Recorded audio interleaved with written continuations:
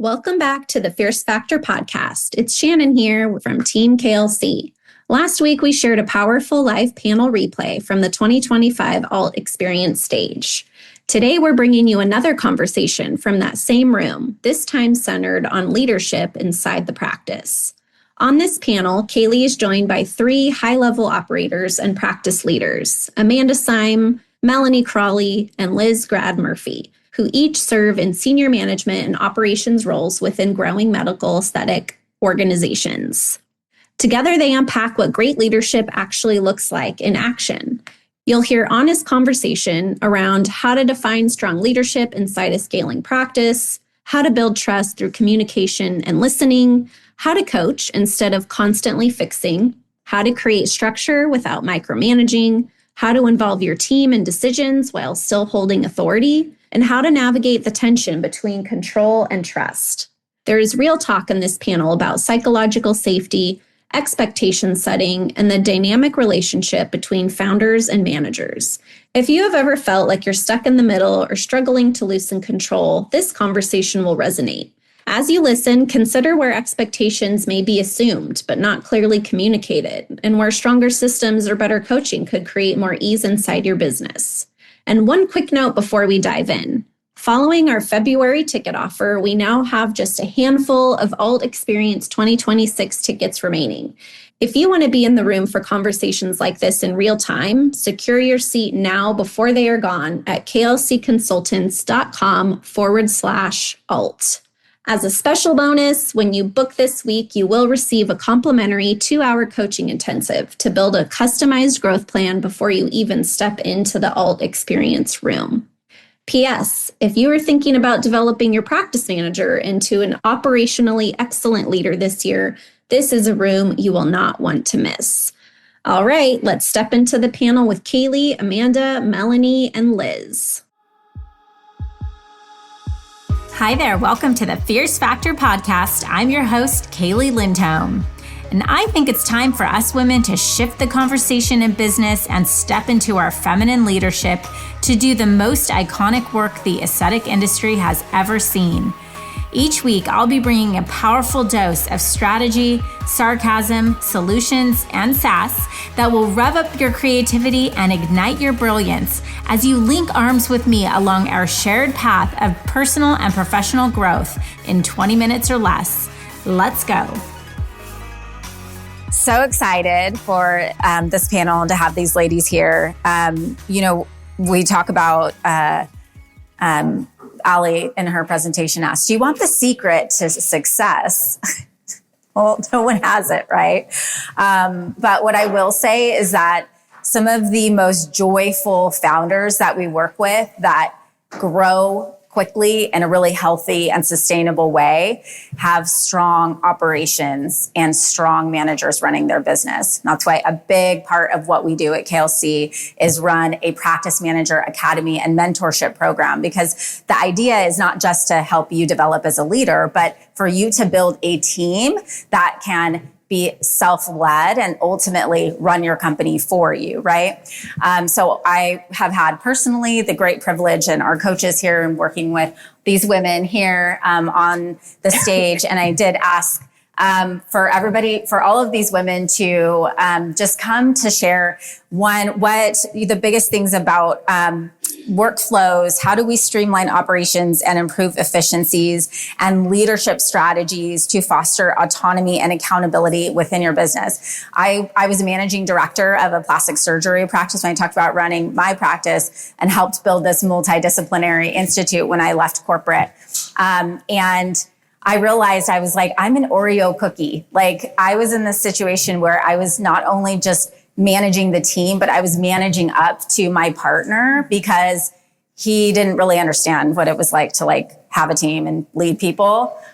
Even though he had an MBA, he was busy being a surgeon, right? And so I always felt like I was in this really tough middle spot where he would tell me the idea, and then I would have to go and deploy it to the team and get the team excited. And then I would have to really taper his expectations and help show him how we have a plan. This is how we're going to get there. It is a very dynamic role, and that I think a lot of us, and we role play this a lot, in our academy that, communication is so important. Trust is so important. Systems are so important in terms of developing a cadence of, a relationship with a manager that you can trust to have your back. I know we have someone in here, she wants to share at some point, but who was in a situation where she overheard a manager talking on the camera about her to employees. And this had been a really great manager. I know, look at the faces. Like, what would you do? What do you do about that? And I think ultimately our managers, these are our go-to people. Like we have to be able to trust them. They don't have to know everything, but they have to be somebody who's willing to grow with us and to grow themselves. And so these are 3 women I'm really excited for you guys to hear from today. So I'm going to introduce first here Melanie Crowley, who you got to meet, who said she can't speak to adults, but then is like the most fluent public speaker. So she is the practice manager at Renova Medical Aesthetics in Castle Rock, Colorado. She has an extensive experience in customer relations and management skills and managing little people, and a mom of 3 adorable girls and a cute puppy. And then next here in the middle, we have Liz Grad Murphy, where she Chief Operations and Strategy Officer for Lackawanna Medical Group and medical practice that spans decades in northeastern Pennsylvania. She's 15 years in HR and business operations at Fortune 50 firms. I love the business talk with this girl. She is dialed in there. Resides in Scranton, Pennsylvania. What's his name? The office guy, Mike. Home of the Office. Yeah, The Office. Yes. Michael Scott. Michael Scott. That's what we're known for. Yes. I'm so happy for that show. People finally know where I live. I know. when she first said Scranton, I was like, oh, Michael Scott. She resides there with her husband and 2 children. And then last but not least, we have Amanda Siem. She's the practice manager at the Skin Clinic Med Spa at Mankato, Minnesota with Heidi. She brought 20 years of healthcare leadership into aesthetics, known for operational excellence, team development, and strategic growth. She's the wife and mom to 2 boys. Amanda, true story. So she came from running huge dental practices, right? Multiple chains. And when she left, she found out that they replaced her with 3 people. So, wow. So I always use this story when we're there. I'm not sure if I can afford to pay that person, but they're great, but I don't know if I have the budget. And I'm like, listen, you can almost not overpay A+ people because they will cost you twice as much, but they will produce 5+ times as much. So, I mean, literally they replaced her with 3 people. So too bad for you. Too bad, so sad. So good for Heidi. So welcome, ladies. Thank you. Okay, so I have a feeling there's going to be lots of questions here, so feel free to send those in. But I want to start by asking each of you one question. No, that's not the one I want to ask. Where is that? Sorry. Organize myself. June 14. Oh, okay, maybe it is. We'll answer whatever you ask. I know, but there was one I had for all of you. And hold on. I've been so good with these. That one's missing. Okay, no worries. Okay. So, yeah, find the question and send it over. Huh? Do you remember it? What is great leadership? How do you define great leadership? Yeah, there you go. Thank you. We know. I worked hard on these. So. Was it proactive leadership? Yeah. Okay. You start. So what's the question, Liz? So tell them the question and then answer, please. So the question is, how do you define great leadership? I define great leadership as turning vision into action by inspiring others. Woo. Nice. I like that. I think the question that I read was proactive leadership. So what I was thinking about proactive leadership is Heidi and I have done a lot of work to dig in on the front end so that people understand expectations. They've been communicated. We have ways of tracking that, ways of them having accountability for that on the front end. So, because I feel like when you communicate really well and people know what's expected of them, it's really easy to lead them. And then another thing along with the proactive piece of that, I think, is I think a lot of people in this room probably have the same thing where if we're just doers. So like if someone brings something to me, I just want to like fix it or do it for them, like get it done. And so I have to teach myself all the time and remind myself all the time that like if someone comes to me with something, it's really important from a leadership aspect that I need to not only help them solve the problem, but I need to teach them how to solve the problem so they don't come to me again. And so that's something that I work on all the time. So can you repeat that? I need to teach them I help them solve the problem, but also teach them how to solve it so they don't have to bring it to me again. Yeah. Mine is, you just set it up here, trust and communication. I'm building trust with your people so that they know they can come to work and that they can talk to you. When there's a problem, I need them to know that they can come to me and that they don't need to track down Allie every time they have a concern, every time they have a problem. And without communication, you're not going to build that trust. I mean, they really do go hand in hand. How do you do that? What are ways that you intentionally work to build trust and what Krista would call psychological safety with team members, so they do feel like it's okay for them to come to you if they fail, or they're in an ethical dilemma or something like that, right? How do you create that space? A lot of it, I think, is listening. Such a big part of communication that we overlook is listening, and really taking the time to understand your people. Listen to the little things. When we were going on our trip, Allie had asked one of the girls about her family, and I was like, wait, I know this. And I was like, okay, so this brother did this, and this sister's married to this crazy guy. Just kind of went through the whole family history, and I was like, how did I do? We all kind of laughed about it. It was pretty funny. But those little things are the things that, when you remember the little bits of information about people, they know you're in it and they know you care. That same girl then came with me a month later to watch my daughter. My daughter does theater. So she came to me to our local high school to watch my daughter in her show. And I think that it's reciprocated. When you show them that you care and you put the time in at work in the office, then they're going to put the time in as a human. Yeah. See why I have issues with being friends and not friends? Well, it's interesting because that kind of came to mind for me, because I find myself being intentional about, sometimes I'll be like, I don't want to know the details, Well, I do that too. You do? Okay. Yeah. It was like, I don't know. Details I'll ask, and others I'm not interested in. Okay. All right. The vague ones I'll ask. Yeah. Marriage, I feel like I want to know you're okay, but also it's You do have to have boundaries. Well, and because I've gone too far. I've done it the other way, where I'm like, wait a minute, I'm the boss here, so right, and it does suck the life out of you if you get too involved. You can't give that. Well, and if we're empaths, I don't know that I'm an empath, but I care about people, and and then you feel like, oh, I want to help, but it's tough. Like, but genuinely caring. And I love what you said about the listening piece. I think that we could all improve on listening, right? Yeah. And I think it is really important to have empathy when they come to you. Like, if they're coming to you with a problem or concern or something, like, even if you maybe don't necessarily like agree or think that the way they're looking at it is correct, at least just like letting them know that they're heard and that you can empathize with how they're feeling about that. And then you can work together going forward. And I think that builds a lot of trust. Yeah, I agree. One of the things that I found that I think is really important, because from all my corporate experiences, often the times between really high performing teams that achieve goals and ones that don't comes down to psychological safety. And what I've noticed is the more secure a leader is and the more they lean into their own vulnerability, and this isn't telling your staff things they don't need to know, but it's really showing your staff that you're human, that you've learned through your mistakes. And I think when you set the tone for that, then people are more, they're just more open, and they don't feel like they have to be perfect. They feel like they can be real. And I think that's really important.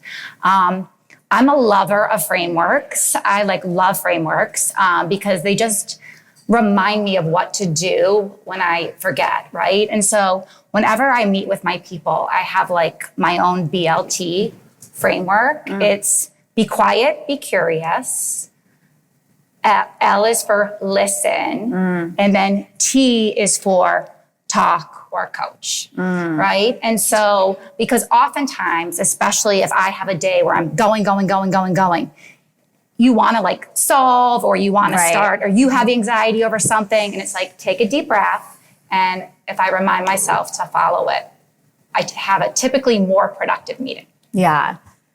I think that I've tried to do a better job of going back to my team members when they come to me and saying, what do you think? Or what would you do? You know, and trying to like just even take that extra step and use that as a coaching opportunity. Because I do think we talk a lot about team training, and we want to set up some like crazy team training. And it's like training happens as a practice, right? Every single day.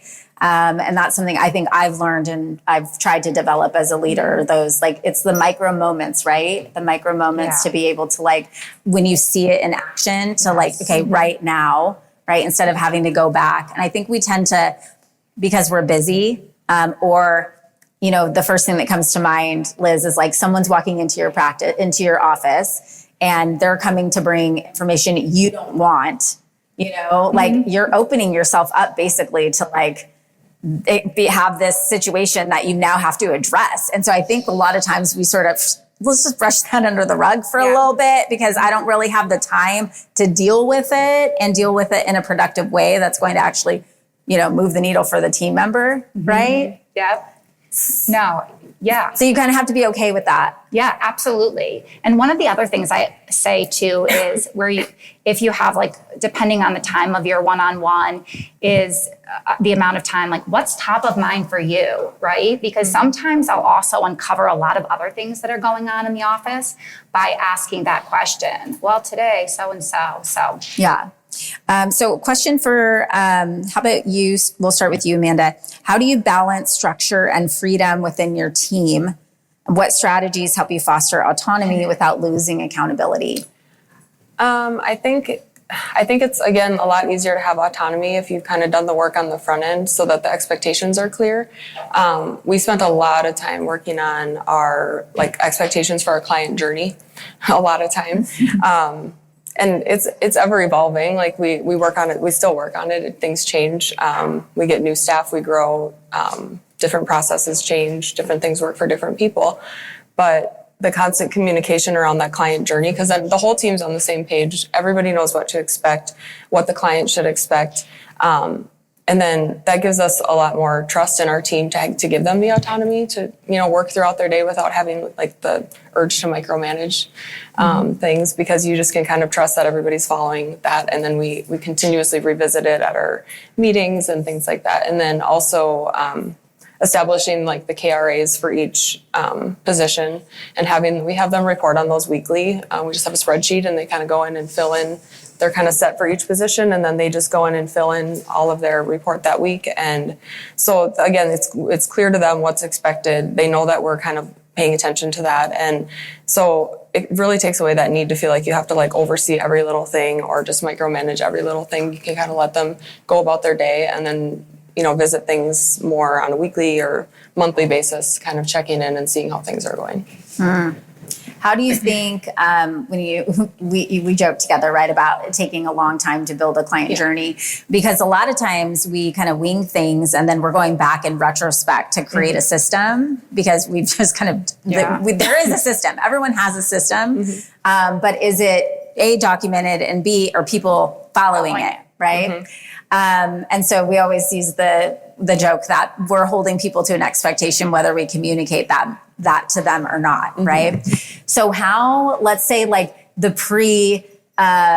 client journey, foundation, system building, skin clinic to the post, what has prioritizing putting those systems in place and building that client journey looked like in terms of the execution and what the practice runs like now? I would say, I feel like there was just a lot more unknown, a lot more frustration, like, because there were expectations that were had, but maybe not communicated clearly. And then, so it's like, you can never assume that people just know. Like, that's one thing. It's like, you think, sometimes I'm still guilty of it. Like, you think that they would just know that that's the correct way to do it, or like, you know, but they don't, you know? And so it's like, if you just make it really clear and you know that you've made it clear, then it's really easy to follow up on that expectation too, because if something's not going right and the way we're set up right now is really great. Like we can kind of hear everything happening at the front desk. They can't see us, but we can hear a lot of the interactions that are going on. And so it's really easy for me to just like make little tweaks and corrections when I hear things that kind of aren't following that flow or whatever. So that works out really well right now. In our new space, we might have to look at different ways to,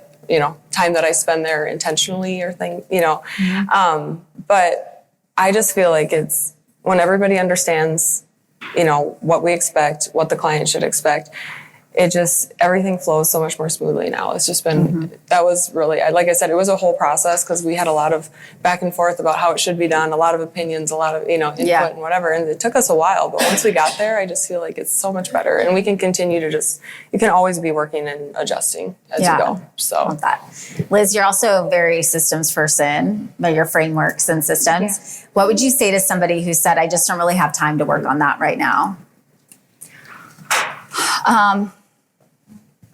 So I think it's important that you have to make time because clear is kind, and you have to help your teams be successful. And in order to be able to do that, there needs to be clear expectations around, what is the patient experience and what should the patient experience look like at every step of the way.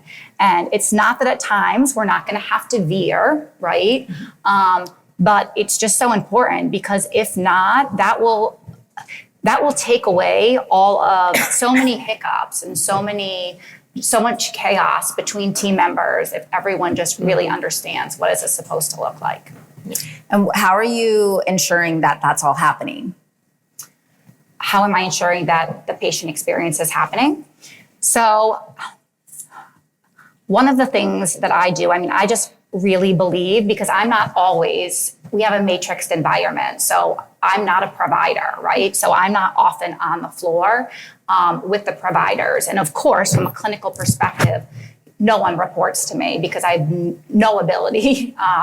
But from an operations perspective, they do. And I think how we make sure it's happening is, one, I need to have really good communication with what's going right and what's not going right with all of our doctors, NPs. And then we really do, a ton of coaching and feedback. And one of the things is, my biggest pet peeve is when people make mountains out of molehills, right? So for me, when someone brings up an issue, the very first thing I try to understand is this a one-time thing or is this a theme, right? Because we can solve for themes, we can't solve for outliers, the perfect storm. That's where we need to hire smart people. And then we really conduct a post-mortem. We say, okay, what happened in this situation with this patient? What did we learn? And now, how can we make the patient experience better with that? It's always iterative. You never arrive, in my opinion. Agreed. Yeah. That's great. Melanie, how do you shared with us in your and Allie's talk how important collaborative decision-making is. You use the example of hiring the new provider and then including the team in that process. How do you include staff in decision-making, but also keep the boundaries as you being the boss? That's a great one. That's a great one. It's a great one that we've actually talked a lot about lately in that situation, because, we had a couple of girls that we interviewed that we actually both really liked. And the staff was like, oh, I don't know. They remind me too much of this other injector that we had that didn't work out. And but ultimately, Allie has done a really good job of making it clear and just making sure the girls know, or our staff knows, that we want your input. We want to hear what you have to say. Ultimately, the decision is going to be ours. But we are going to take what you say and we're going to listen to it and we're going to weigh it into all of the pros and cons that we're making ourselves. And as we're making our list, we're going to add yours in here as well. And we're not going to take it lightly. We do look at what some of their ideas and suggestions and thoughts and concerns. And sometimes they're great and they work. Sometimes we try them and they don't work, but at least we give the staff the chance to feel like they played a role. Right. Mm-hmm. Were you about to say, Allie, you're saying Allie makes it clear. Do you mean that establishing the pecking order, so to speak? Yeah. Okay. Yeah. So are there times then, it sounds like, and I know I do this too, where I know the answer, but I'll still ask my team, right? We do that a lot. Yeah. Yeah. Sometimes we just want to hear what they think.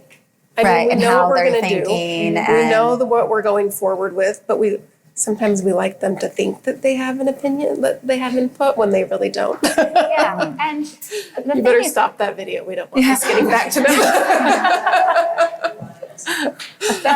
the thing is too is to let your team make decisions on low stake or more low stake items, right? I mean, if it's something really high stakes, then you need to question, you need to redirect, and at times you just need to say, this is the decision that we're going to make, and here are the reasons. Thanks for your input. But sometimes too, so what? Test and learn, let them make the decision. And if it doesn't go well, they learn a lot more. And then also they hear, you do value me, you do allow me to make decisions. So. Well, you're going to build their trust more in letting them kind of step out on their own a little bit. They're going to drink the Kool-Aid a lot faster when they know that you believe in them in that way. What would you say to someone like Desiree, for example, who is like, I'm having trouble loosening that leash with my manager?